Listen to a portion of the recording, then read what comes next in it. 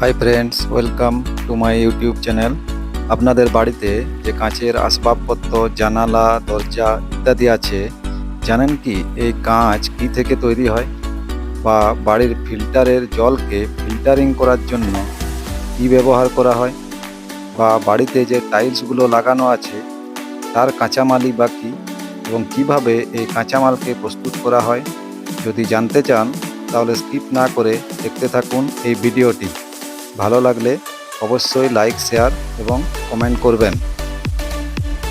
কাঁচ প্রস্তুত করতে সিরামিক ইন্ডাস্ট্রিতে সিমেন্টের সাথে মিশ্রণের জন্য, পেইন্ট ইন্ডাস্ট্রিতে টাইলস তৈরিতে, ওয়াটার ট্রিটমেন্ট প্ল্যান্টে ফিল্টারিংয়ের কাজে যে কাঁচামালটি সর্বপ্রথম দরকার সেটি হলো বালি। তবে এই বালি আমরা সাধারণত দেখে থাকি যে বালি, সেই বালির থেকে কিছুটা আলাদা। ভারতে যে বালি পাওয়া যায় তা সাধারণত দু প্রকারের হয়, একটা সিলিকা বালি এবং অন্যটি রেগুলার বালি। আমরা যেটা দেখে থাকি সেটা রেগুলার বালি।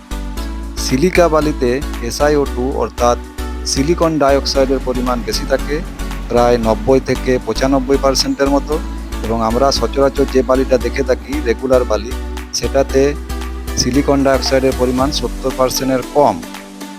ভারতের এলাহাবাদ এবং রাজমহলে এই বালি সরাসরি পাওয়া যায়। ডিমান্ড বেশি, কিন্তু সিলিকা বালির সাপ্লাই কম হওয়ার জন্য নদী থেকে বালি তুলে নিয়ে এসে পর সেটাকে মেশিনের মাধ্যমে সিলিকা বালিতে পরিণত করা হয়। প্রথমে নদীর থেকে বালি নিয়ে আসা হয় এবং তারপর সেই বালিকে জমা করে রাখা হয়। এই বালি দেখতে বাদামি বর্ণের, সিলিকা বালি সাদা কালারের হয়, হোয়াইট কালার। প্রথমে মেশিনের মাধ্যমে বালির থেকে কাঁকরকণাগুলোকে, অর্থাৎ বড় বড় টুকরো পাথরগুলোকে, উদ্ভিদের অংশাবশেষকে পৃথক করা হয়। এই যে মেশিন দেখতে পাচ্ছেন, এরা বালি নিয়ে যাচ্ছে, বালি নিয়ে গিয়ে ওই মেশিনে দিচ্ছে এবং সেখান থেকে বালির মধ্যস্থিত যে সমস্ত বড় বড় কণাগুলো আছে সেগুলোকে পৃথক করছে, মেশিনের মধ্যে ঢালছে এবং এখানে বালিটাকে ফিল্টারিং হচ্ছে, অর্থাৎ বালিটাকে চালা হচ্ছে। এরপর সূক্ষ্ম সূক্ষ্ম বালি এক জায়গায় জমা হয় এবং যে নুড়ি কাঁকর সেগুলোকে পৃথক করে দেওয়া হয়। ওই সূক্ষ্ম সূক্ষ্ম বালিগুলোকে পরবর্তীকালে নিয়ে গিয়ে একটি বড় হলারে ঢালা হয়, যেটির সাথে একটি রোটারি ডায়ার ফিট করা থাকে। এই যে মেশিনটা দেখতে পাচ্ছেন, এটার নাম রোটারি ডায়ার। অনেকে একে স্যান্ড হিটারও বলে।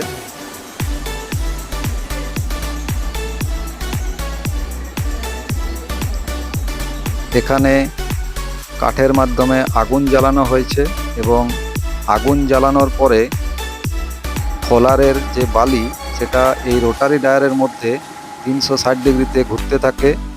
এই যে মেশিনের মাধ্যমে দেখানো হয়েছে 3D স্টাইলে, এটার ভিতরে বালি ঘুরছে এবং বালিগুলো পুরাপুরি গরম হয়ে যাচ্ছে। বালি গরম হয়ে গেলে বালির মধ্য থেকে জলীয় বাষ্প পুরাপুরি উড়ে যায়। এরপর সেই বালিটা একটা কনভেয়ার বেল্টের মাধ্যমে গিয়ে জমা হয়, এটার নাম কনভেয়ার বেল্ট।